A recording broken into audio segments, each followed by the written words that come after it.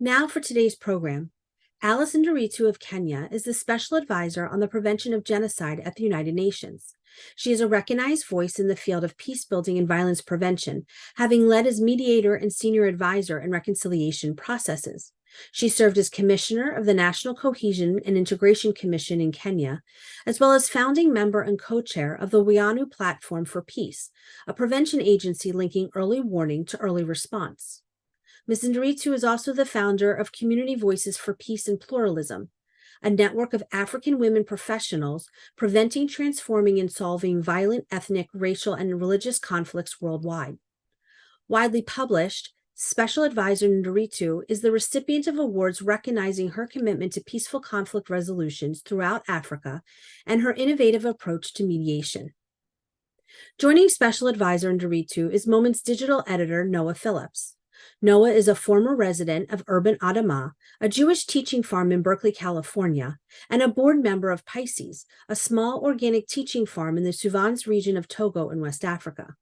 Noah is a former resident of the Flux Factory, an art collective in New York City. Please welcome Alison Nderitu and Noah Phillips. Hello, everybody, and welcome to our conversation with Special Advisor Nderitu. I'm Noah Phillips, the digital editor of Moment, and we're going to get started with our questions. Our first question for you is, as the Undersecretary General at the UN and Special Advisor to the Secretary General on the Prevention of Genocide, what do you actually do? What do you spend your days up to? What I spend my days doing is informed by the reason why this office exists in the first place. Which is a terrible reason. And it's the fact that there was a genocide in Rwanda against the Tutsi in 1994.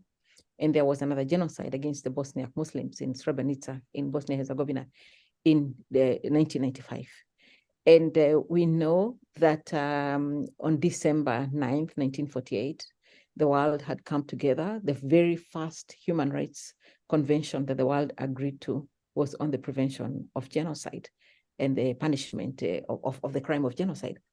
And that came about because of the Holocaust and of all these horrors of the Second World War. So you can imagine how these years down the line, after having said never again, and having a convention that spoke to the then international community's interpretation of what they needed to do to tell the world that they would never again tolerate a genocide after the Holocaust. Then you have this other genocide again in Rwanda and in Srebrenica. So this office was formed because we needed a space, a daily, non-stop mission guided by the context, which brought this office into space, where we would have somebody who is tasked with raising awareness to the causes and dynamics of genocide, to alert relevant actors where there's a risk of genocide, and to galvanize for appropriate action. So basically, that's what I do. And what happens is that there are always, we know from the way the Holocaust unfolded, and the genocides I've just mentioned, including the one in Cambodia, we do know that there are usually signs of concern in particular situations. And it's necessary to act on time, and that often the world doesn't act on time. So this is why my office was established. So on a daily basis, every single day, we collect information on systematic and grave violations of human rights and international humanitarian law that are related to ethnic and racial origin, that if not prevented or halted might lead to genocide. That comes straight from, of course, the definition of the word genocide, what genocide means. And of course, there's a whole story of how all that came about from Raphael Lemkin, the Polish lawyer who gave us the name genocide. A lot of people, I mean, it sounds like a very heavy workday. Yes, extremely. Even work night, you hardly sleep. Everything on the news is each time you watch the news, you are thinking about, okay, what does that have to do with can I see, is this early warning for something? If each time I see anybody targeted on the basis of religion, of race, of ethnicity, of nationality, immediately that's where my mind goes. How do you you sleep at night? I mean, how do you unplug from that? I mean, from just a small exposure with injustice on a daily basis, it can be hard to kind of live your life. How do you function? I've been in this field of working to prevent violence and now working to prevent genocide and related atrocity crimes for many years. And there was a time I couldn't sleep, or rather I would sleep, but I would cry all the time. I would wake up and my pillow would be wet, and that was years ago. And I went to San Diego for a program for women peacemakers. They named me Woman Peacemaker of the Year. That was in 2012. And I would be talking normally, but I would have tears running down. And then they brought in somebody, a therapist. And in Africa, we don't do therapy. We are always saying, oh, you need to speak to your neighbors, you need community, but a therapist, one person speaking to you is difficult. But she came and she told me something very, very important, and I do it now. And she told me, I want you to always imagine your mind as a sieve, not a container. She would tell me, visualize it. Think of a sieve and how you pour like tea leaves through it, and then the tea leaves are left, or whatever is left on it. Think about that and think about your mind that way. So that's what I do. But over and above that, I'm able to function as a sieve, but for the time that I need to, maybe like when I need to sleep and then wake up, because we have there's so much support from within and outside the UN system. So like, for example, the information we analyze comes from UN field missions. And we also have a document in this office, which is called the UN Framework of Analysis for Atrocity Crimes. And we have a risk factor-based method of working. So this framework is a methodological tool that we developed to assist with consistent analysis of the risk of atrocity crimes globally. So our analysis is very methodical.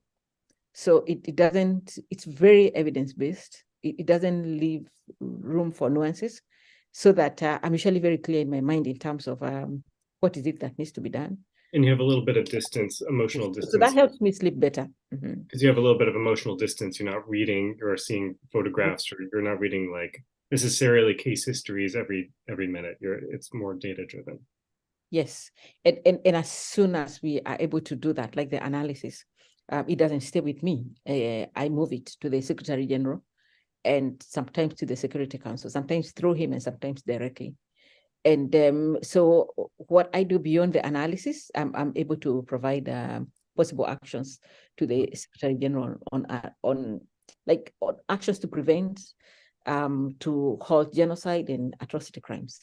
So beyond that, I'm having all these conversations with the colleagues in the UN system in terms of enhancing their capacity to analyze and manage information that's relevant to prevention of genocide and atrocity crimes. So that helps, that we are all these stakeholders. We have the UN, we have regional organizations, we have member states, we have civil society, all of us working collectively to prevent genocide. We don't always succeed, but there is so much effort that goes towards prevention. So you're really part of a team, it sounds like. Yes. And how do you, I guess, before we launch into some of your efforts to prevent genocide and how that works and what that looks like, can you help us understand, I guess, in kind of maybe layman in sort of common parlance, people think about genocide, people think about the Holocaust, people maybe think about Rwanda, people maybe think about Darfur in the early 2000s. I remember I was in high school at the time, and that was kind of my first exposure to the idea that genocide was still a factor. Today, what are there genocides happening? What are the genocides? I mean, when we say never again, what is this litany that you're talking about, this daily occurrence? But what the mandate that I have is not to say whether there is a genocide or not. It's only a court of law can determine whether a genocide has happened or not. Only what kind of law did you say? A court of law, like Okay. yes. So Like, for example, the Nuremberg trials, for example, we had in Rwanda, the International Criminal Tribunal for Rwanda. In Bosnia-Herzegovina, we had the International Criminal Tribunal for the former Yugoslavia. So we need legal mechanisms, a court of law, judges with evidence before them to determine whether a genocide has happened or not. So what I do is point out risk factors. I say what I'm seeing are risk factors for genocide. Usually, like I when I'm explaining this, I tell people that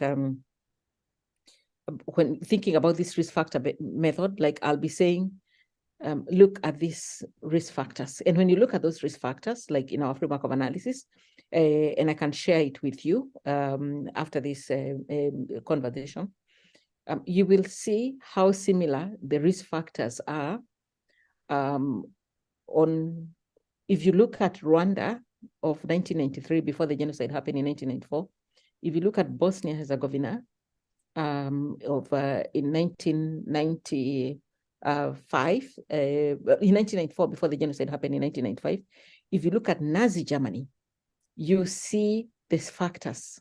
There's a consistency in factors when a community is targeted for genocide. When a community is demonized and there's hate speech against them, you know, there are all these factors, they are stereotyped, and then there is the working with the media and other agencies of information, in which people like Hitler were able to see very far in terms of even setting up Ministry of Propaganda. You see all these factors in place. So what then that means is that there are a number of situations around the world in which I can tell you the risk factors for genocide are happening. As we speak right now, we are looking at Sudan, Darfur again, which is most unfortunate. I issued my first statement on Darfur in November last year, speaking about the fact that there are risk factors that are present in this space for genocide. But the way the world works, like the world is conditioned to wait for a disaster before the world reacts. So when you're speaking, for example, to humanitarians, they saying, okay, where is the disaster? Where is it happening? But when you say, I can see that these people, they are being targeted, I can see the language in social media, in other places, so everywhere, you can see the language against this kind of, like against one specific group of people, then we know that they're being targeted. So what then happens is that now with the office, we work to enable stakeholders, the UN, regional organizations, member states, you know, everyone to work together. But also we issue lots of statements, like I've mentioned. We also have, I attend quite a number of conferences, and I speak very strongly and forcefully, and I always reference the Holocaust, I always reference Rwanda, I always reference Srebrenica, I reference Cambodia, I reference places where this has happened, and people know for a fact that this has happened. Then we have, we also commission expert papers on thematic issues, we have case studies, so that, like, for example, this year is the 75th anniversary of the convention, the Genocide Convention. And we have lots of plans because we are looking at it from the legacy perspective. So what has it done in terms of legacy? What has it been able to prevent? What has it been able to punish from a prevention and punishment and accountability perspective? But I just need to emphasize on the basis of the question you've asked, that I do not possess judicial or quasi-judicial powers, and that the focus of the office is on prevention of genocide, and that the legal determination as to the occurrence of genocide and other atrocity crimes like war crimes, crimes against humanity, they are in the hands of courts of law only. Often people don't know that you need a court of law to determine whether a genocide has happened or not. And I think important to also mention that my office also leads the implementation of the United Nations Strategy and Plan of Action on Hate Speech. We are the global system-wide focal point on hate speech. And hate speech is absolutely important because if you look at all genocides that have happened, hate speech against the targeted community is both an indicator and a risk factor for genocide. And so the Secretary General launched this plan of action in 2019. Mm-hmm. And this strategy and plan of action, and it's a very clear strategy. Again, we can share that as well. It sets out guidance for UN entities and other societal actors on how to address hate speech at the national level, at the global level, and also enhances efforts to tackle the root causes and drivers of hate speech, including, for example, racism and racial discrimination against some certain groups. Beautiful. So you walked us through a lot of the questions I already had prepared, mm-hmm. Without need for me to ask them. But one thing that you brought us to about the topic of hate speech that I'm interested in is I think of hate speech as such an American term. And I don't know if that's just because of my ignorance about the international community, but it seems very rooted in our sort of North American history with our politics. And I'm wondering if that's true in your understanding, and if it's true that it's an American term. Maybe it's not. Yes. We've been having that conversation for some time now, and I'll just put it a little bit in context, and then I'll speak directly to the question in terms of how I've interacted with America in the words hate speech. Mm-hmm. In 2018, 2 years ago, not in 2018. 2 years ago, I was invited. The Secretary General actually was invited to Pittsburgh, where they had the shooting at the Tree of Life Synagogue. The community in Pittsburgh, they wanted to, they put together this whole conference on hate, how to eradicate hate. Eradicate hate, yeah, oh, you know about it. Yeah, so, but the whole idea about it was that they wanted more to be remembered for the reaction, how the community came together to support the Jewish community, rather than to be remembered for as a place where the shooting happened. Mm-hmm. So we got into this conference, and which ended up becoming very crucial to the work that we've done in America on hate. And when I was leaving, we had the conversation about hate speech, and somebody raised the question you just raised. And I know where Americans come from, because they hold so dearly the First Amendment, and rightfully so. They hold so dearly freedom of expression. And we work in contexts around the world where people are killed because of expressing themselves. So I know, and expressing themselves on very basic things, even dressing, as a form of expression can get you killed. Walking around without a headscarf can get you killed, something like that. So I know exactly what it means for Americans. But I've been making the case that first, hate speech is a global trend, mm-hmm. that identity-based hate has existed throughout human history and has fueled conflict, violence, and genocide and other atrocity crimes. I've also been making the case for the fact that we do know that there's no international legal definition of hate speech. But our UN strategy and plan of action on hate speech, which I mentioned that the Secretary General launched in 2019, has a definition of hate speech that I can read to you. It's right here. That hate speech is any kind of communication in speech, writing, or behavior that attacks or uses pejoratives or discriminatory language with reference to a person or a group on the basis of who they are, in other words, based on their religion, ethnicity, nationality, race, color, descent, gender, or other identity factor. Mm-hmm. And I know, of course, for in many contexts in the US that that much of what I've just said, that hate speech, there's some hate speech that's considered free speech. But I point out that if you look at the manifestos of these people who carry out the shootings, including the Pittsburgh shooter, I also looked at the one for the Buffalo shooter, because I went to Buffalo as well. I met the people, the survivors of Buffalo in Pittsburgh. If you look at their manifestos, including the most recent shooting here in the US, you see that they say, I hate Jews, I hate immigrants, I hate Black people, I hate women, like this whole list of people that they hate.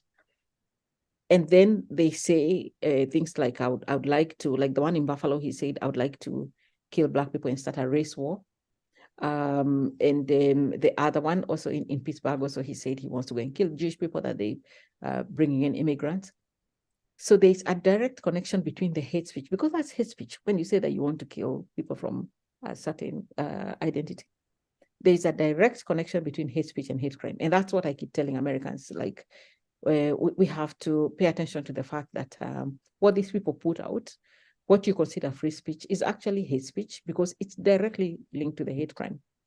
And for example, when I went to Pittsburgh, I was explaining to them that in Kigali, at the Genocide Memorial Museum, when you're walking out, there's a small plaque there that says that people think genocide is when like one person is killed, or like 1 million people are killed, or like 6 million people are killed, that's what constitutes a genocide. But that little plaque says sometimes it begins with one person, sometimes it's 2 people, sometimes 3, sometimes, and then 7, and then 20, and then 60, and then 1 more, and then 5. And when you finally do the counting, then you have a genocide on your hands. Right. So I took very seriously, I told the people of Pittsburgh, we must take very, very seriously the number of lives that were lost here. Don't think about those lives in terms of, oh, they are less than 15, oh, these are not so many as to constitute a genocide. The fact that the intent of that person is to kill as many Jewish people as possible means that the seed of genocide is actually there. So these ideologies of hate, of which hate speech is a manifestation, have been used to justify discrimination, used to justify the Holocaust, used to justify past genocides. And in its most serious form, incitement, it's actually prohibited under international human rights law, including in the Genocide Convention. So hate speech is a global issue. And consistently, I keep speaking to Americans and saying, we must pay attention to hate speech. It can be context specific, but the implications and the impacts on societies are similar everywhere. So we do have a joint responsibility as a world, not as Americans or as Germans or as Rwandans. We do have a joint responsibility to tackle hate speech in line with international human rights standards. So what you're saying is that hate speech and the concept of hate speech and the language of hate speech is transcends culture. Like it's a universal. It can be applied. It's a concept that can be applied universally, and it's recognizable wherever it is, Yes. in whatever cultural context it crops up in. And it's always linked to violence, or it can always lead to violence. Yes, because as soon as it moves into the threshold of incitement to violence, then clearly, then and when you talk about hate speech, actually, I should mention that we always speak about that hate speech that crosses over the threshold of incitement to violence. That there's hate speech that doesn't necessarily lead to violence in the immediate. It could in the future, but in the immediate it doesn't. And so we don't go around saying you will not make these jokes about people, you comedians should not say these kind of things that they say about people. We don't talk about it that way. We talk about where there's clear incitement to violence. And these guys, it's so clear, the manifestos of these guys who go out to shoot people, they are very, very clear. They say, this is what we are going to do. We hate these people. And then they go out and do it. I'm interested in the circles that you move in terms of the UN and also NGOs and kind of the anti-hate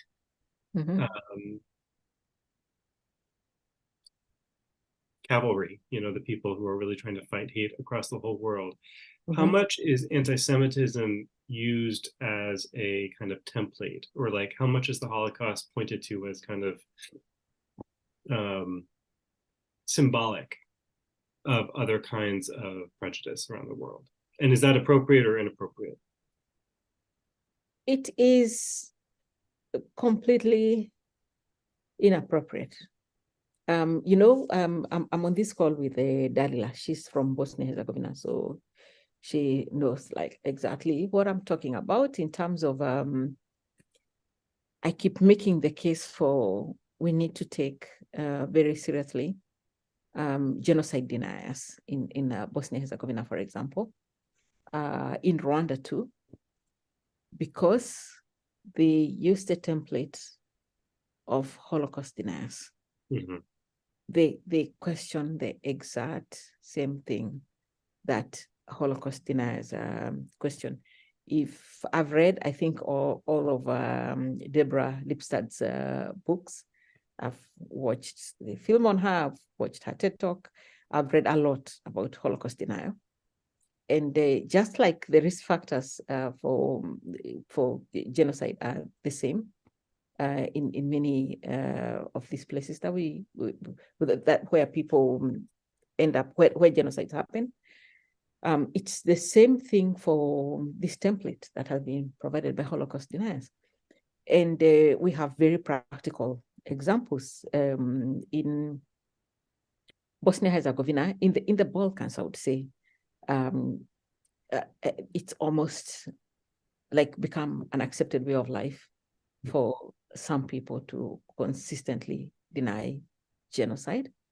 We have this photograph of these young people. I'm always talking about this photograph of these young people in Foča, which is one of the cities in Bosnia-Herzegovina.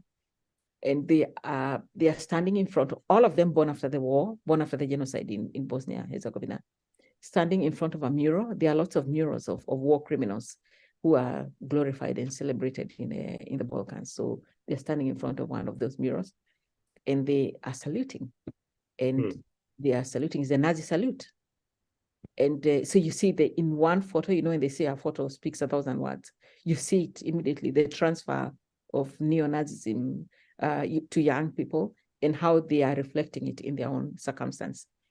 So not only are, because my question was about like people trying to fight hate, like yourself, and how much the Holocaust is seen as kind of the reference point for the ultimate, but you're saying not only that, but also the Holocaust is used as the model, or Holocaust denial is used as a model for denial of other genocides. Yeah, but we just shows the power of the horror of what happened in the Holocaust, that it can be used in such diverse ways. For the people who work in the field that I work in, the Holocaust was very defining, very defining. It gave us a lot. It gave us even the peace building infrastructure for the world that didn't exist. The peace building discipline itself, so much of it is based on the Holocaust. It's this killing of people based on identity. Of course, from the work of Raphael Lemkin, how he struggled like all his life with how come there isn't a name for the killing of many people, a group of people, but there is a name for the killing of one person, murder, and how come nobody is held accountable when many people are killed. And he said, even Hitler himself said that even if he kills the Jews, that he'll get away with it because who remembers the Armenians? So there's that whole element of what happened in the Holocaust and the fact that it was so defining, and through the work of people like Raphael Lemkin, that it became such a cornerstone of the United Nations that actually the first convention, the Human Rights Convention that the UN agreed to, was on the prevention of genocide. So it's very defining, extremely defining. It's given us, especially from the perspective of trying to understand identity violence, it's given us very strong background of studies, and it's very well documented. Lots of personal stories, lots of films, lots of documentaries, lots of groups of people working on the Holocaust, and actually, I think one of the most defining things, when I was younger and I was very thirsty for information, I was so thirsty and hungry to get new information. And I remember when I started getting on the internet, and that was like around the year 2000 or like somewhere around there. And I found this course called Facing History and Ourselves. There's a group called Facing History and Ourselves. I don't know whether you know them. Yeah. And I sent them a letter from Kenya, like by snail mail. And then they wrote back and sent me a box of books and the VHF, the old video VHFs of learning lessons on the Holocaust. And actually, now we've spoken about this, I need to reach out to them and tell them how impactful this was for me. But also, I would say the other very impactful thing is films. In Kenya, when we were growing up, we didn't have a place where you could watch. There was no electricity, like there still isn't in many parts, including where I came from. But then every month we would see this mobile cinema would come to the village. And I don't know who used to make the decision, or who it still does in many parts of the world where there's no electricity. I don't know who makes the decision on which film to show. And I remember they showed this film called Escape from Sobibor.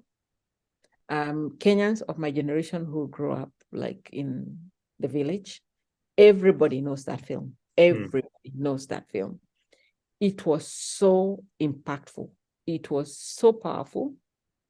And now when I look at it, doesn't even seem rated as one of the most impactful films, but I can tell you it was so impactful. It made us understand the Holocaust in a way. What's the name of it? Escape from Sobibor. I think it's Sobibor. I've never heard of it. See, you've never heard of it, but it was a very, very powerful film. If you Google it, it's about a concentration camp during the Holocaust, and the Jewish community that was held there, and their attempts to escape. Why do you think it made such an impact on Kenyans of your generation? I think we'd been reading in history books about the Holocaust, but it hadn't been, like, you couldn't quite picture it. I mean, you're thinking 6 million people, how do you kill 6 million people? Like, that's a lot. So I think it felt like this is really big. Like, how did this happen? But then watching that film brought it down to us realistically, like how it happens. So I would say that there is the Holocaust has had a very, very huge impact. And even this, as I said earlier about the Holocaust deniers, they wouldn't be denying it if it wasn't so impactful. Yeah, they would ignore it if it wasn't impactful. But now they know they have to fight back. They have to push against. They have to push back against it. Mm-hmm. What do you see as the impact not only on Jews, but of other victims of genocide around the world? Like, what is the psychological impact on the group level in terms of seeing yourself as a victim? I guess what am I really trying to ask here?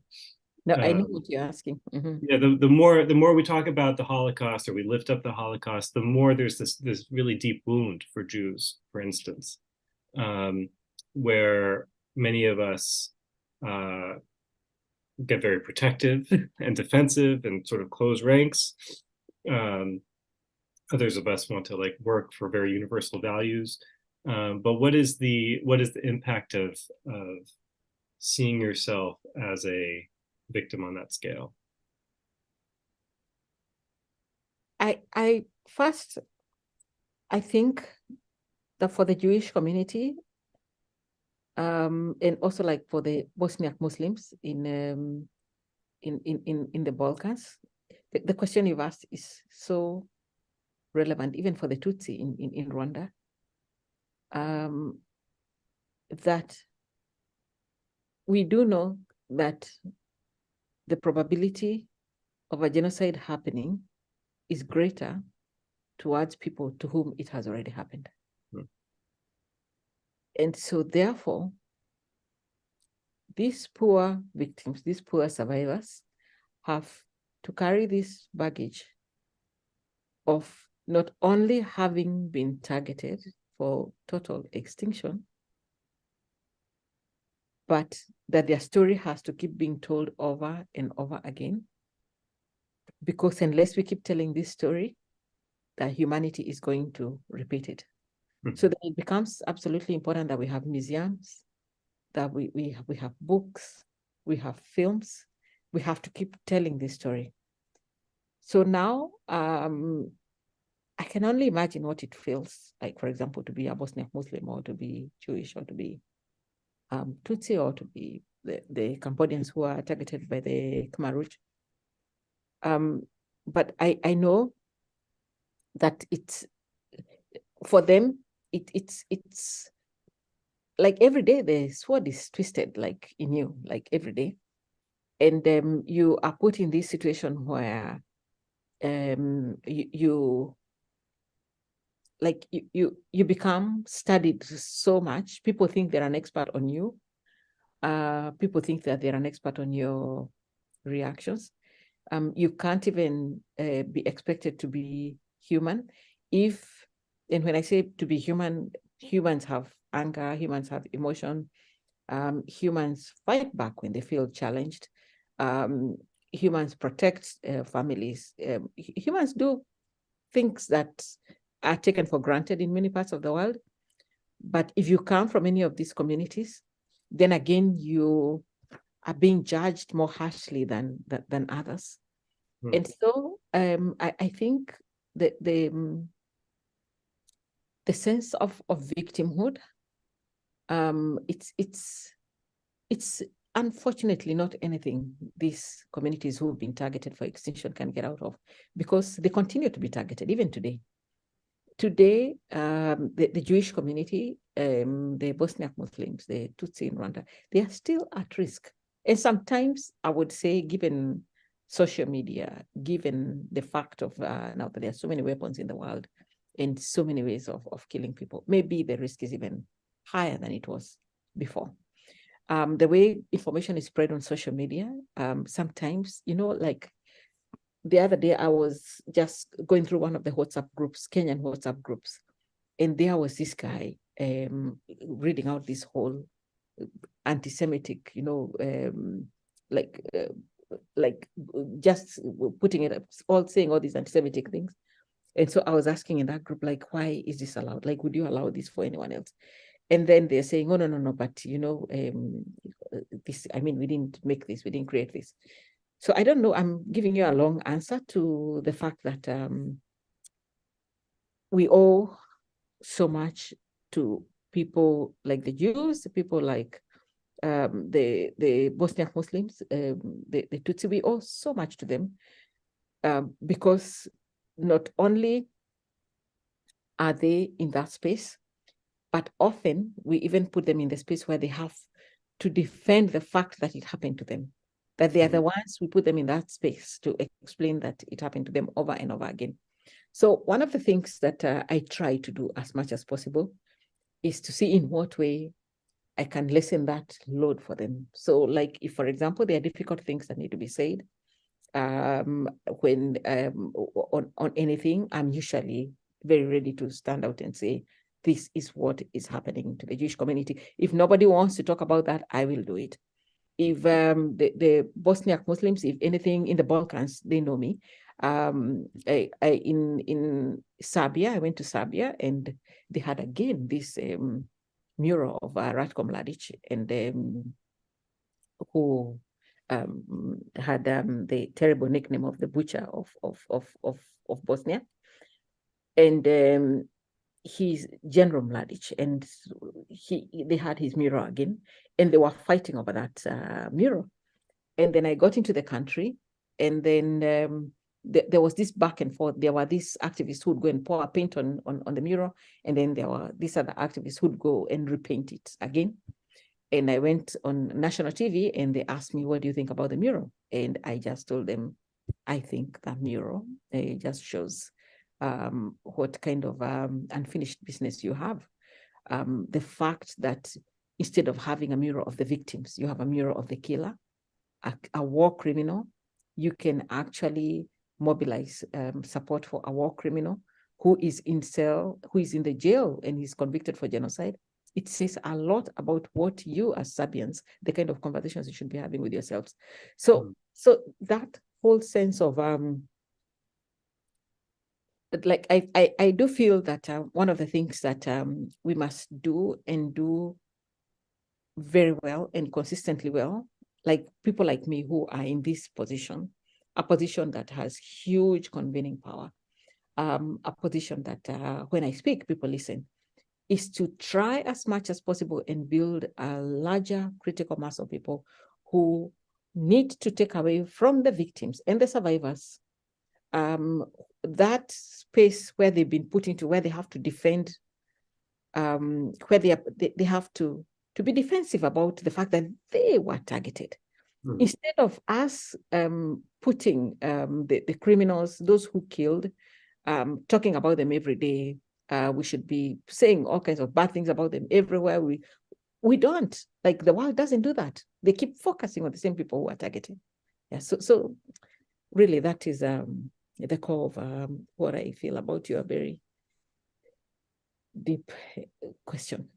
It's a deep question, but on that score, what was the impetus behind your partnership with the American Jewish Committee and your endorsement of the International Holocaust Remembrance Alliance's definition of anti-Semitism, otherwise known as the IHRA definition, which is often controversial, that definition? Yeah, I know. I've interacted quite a bit with this issue in the last, I would say, maybe the last 6 months. There's been quite a lot of conversation, or even before, and the working definition of anti-Semitism. When you think about the definition of genocide, the intent to destroy in whole or in part racial, ethnic, religious, national groups, and then you think about that working definition, which is that anti-Semitism is, I'm reading it, I have it here. Oh yeah, we should pull it up for people. Yes, no, I have it here. It's on my desk. I've been having it here for some time. So anti-Semitism is a certain perception of Jews, which may be expressed as hatred towards Jews. And that rhetorical and physical manifestations of anti-Semitism, like, it speaks directly to the mandate that I am supposed to be speaking to. It speaks directly to the fact that when we are talking about targeting of communities for on the basis of where they come from, on the basis of ethnic, racial, national, religious identity, that a definition that says anti-Semitism is a certain perception of Jews which may be expressed as hatred towards Jews. Rhetorical and physical manifestations of anti-Semitism are directed towards Jews, Jewish or non-Jewish individuals, and all their property towards Jewish community institutions and religious facilities. It's a definition that I have absolutely no problem with. It's a definition that I consistently speak here in the UN and say there is absolutely no problem with this definition. And if you remove the word Jewish and put in another targeted group, it would still be okay. And if we can fight over a definition, it just speaks to what we see of ourselves as a people. And so here in the UN, I consistently put it out that this is a definition that I don't have a problem with. Why do you think some people do have problems with it? They speak, I've listened, as I was saying, I've interacted quite a lot with it. And the discussions I've been paying so much attention to it. But they speak about the examples. And a lot of it has to do with the geopolitics that go around the discussion of especially Israel. So that's what they speak about. But as I was saying, the definition, I have absolutely no problem with. Yeah, I guess the reason I've seen people critique it is because, well, I guess in a broader way, there's this, I guess, big question within the Jewish community today about whether anti-Zionism is anti-Semitism and how those two things intersect or don't intersect. And so I don't know if you have any comment on that. I'm interested, but I also have other questions for you. Yes, I think for me, so long as anybody is targeted on the basis of their identity, it's very clear, the Genocide Convention, it's very, very clear. I think the world doesn't know enough about the difference between anti-Semitism and anti-Zionism, but basically it doesn't even matter. So long as there is a Jewish person, it doesn't matter what they identify as. If they are targeted, then that is a big, big problem. It's a big, big concern, and it's something we should not be quiet about. So before you were working with the UN, you were a peace builder, and you went around to these different regions in Nigeria and in Kenya, and you brought together all these different people who have been in conflict for a long time, right? And I'm wondering if you have any advice for Jews or for anybody who are either in the US, where we have a huge kind of resurgence of tribalism going on, where people don't know how to talk to each other at all, have completely written each other off as racists or bigots or idiots or whatever. Or in Israel, where similarly there's tribal divisions that are seem pretty impossible to reconcile. And I wonder, just from your experience as a peacemaker, what you would prescribe for us. I think I had this conversation. I sent an email just the other day to the Pittsburgh community. You know, we've been working with sports teams with Eradicate Hate. So we've signed on all these big leagues. It's become a big, big thing.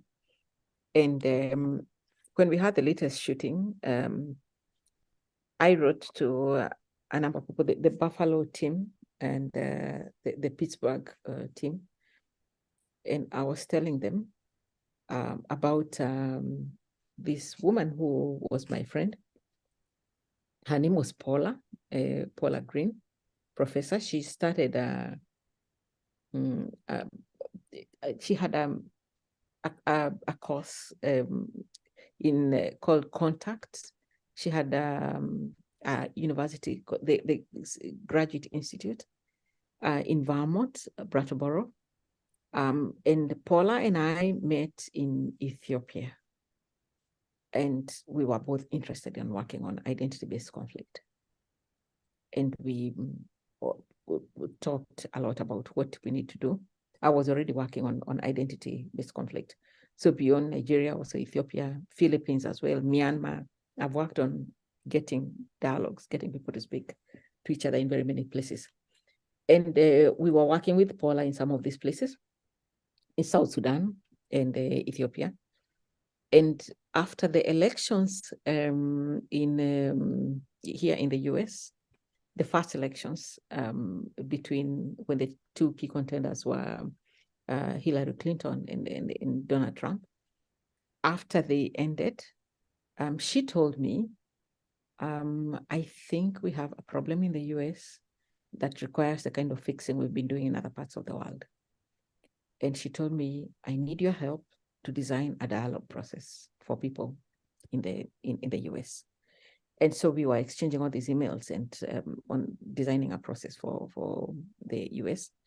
And we designed this process, dialogue process, And she began doing the same processes. And I came to help her, but I would be in the background because this was a very American conversation. And she would bring Democrats and Republicans, and she called it Hands Over the Hills. I'll send you the videos and everything. She did some videos. Unfortunately, she passed on. She got some awards. She was recognized. The New York Times, they wrote about her, the kind of things that she's doing. And so I feel that the US needs to start talking to itself. There's lots of space for that conversation. I know often people say that like the silos are so entrenched that people can't speak to each other across, but it's always possible to find ways for people to engage, especially when you reach out on commonalities, what people have in common. And so like, and that's always the first exercise we used to do in every country we would go to. So we would be looking at in Nepal, in all these places, we'd be thinking, what do people here have in common? Beyond the fighting, what do they have in common? And for America, we found family. Family is very strong. People hold family very strongly. Also, despite all the, all the disagreements, that for Americans, the idea of being American is very special to Americans.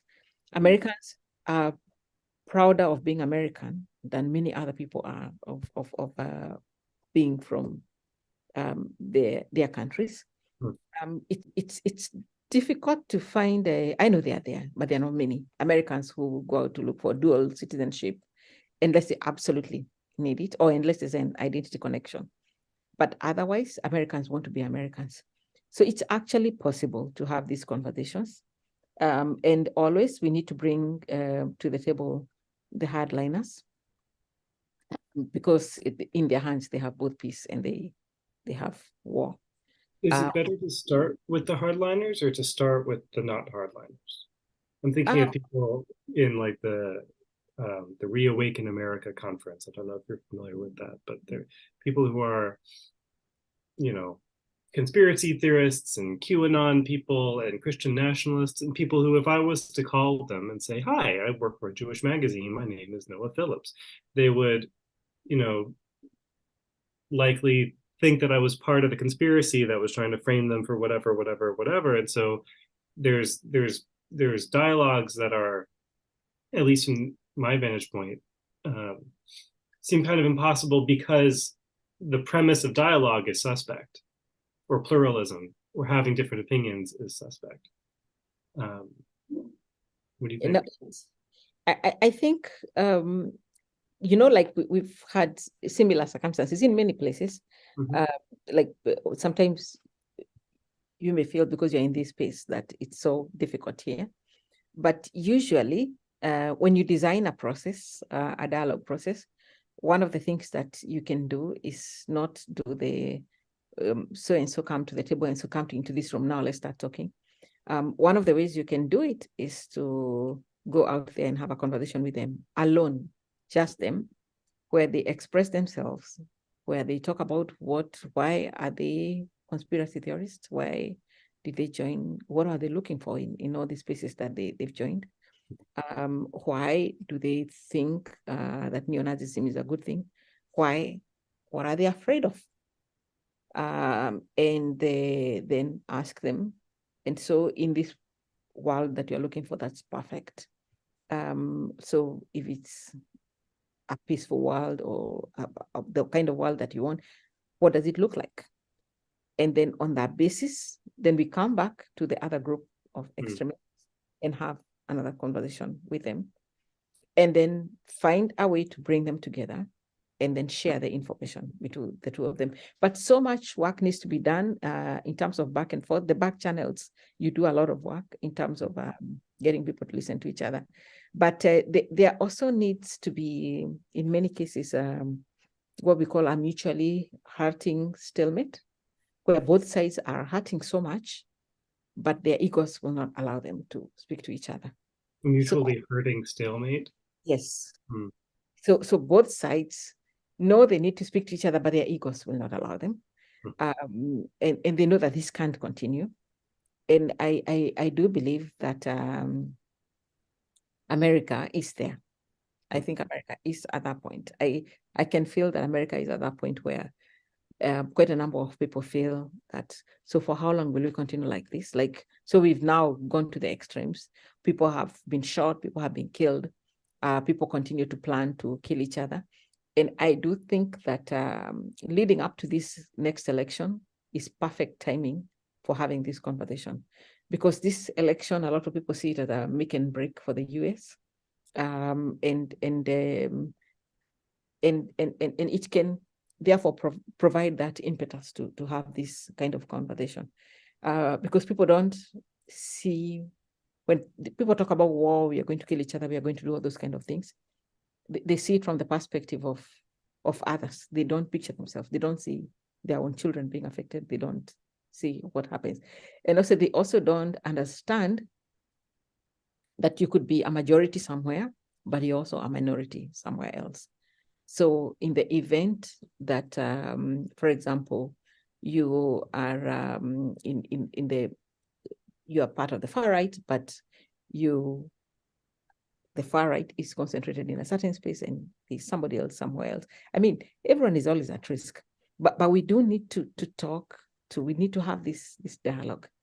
And this dialogue is it's important for the US, but also extremely difficult because of the accountability processes that are going on right now. So it then becomes difficult. But then you mean like the court cases, or what do you mean by the kind of yes. against President Trump, or yes, that's what I mean. That then that becomes a difficult conversation, but not an impossible conversation. And we've seen in other spaces similar things happening and people having these kind of conversations. And I would say, like, even in my own country, in Kenya, you know, we had at some point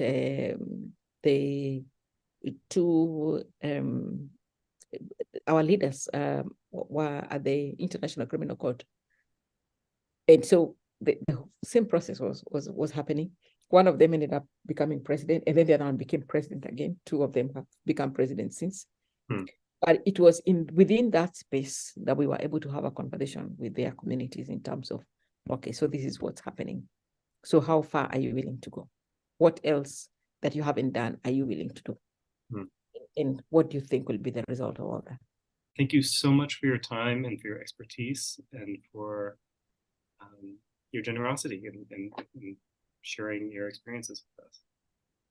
Thank you very much. And I'm glad we had this conversation. It's made me really reflect. But again, just saying that to your listeners, if anybody wants to reach out, we are here. We are here to have this conversation. We are here to give back, to really give back.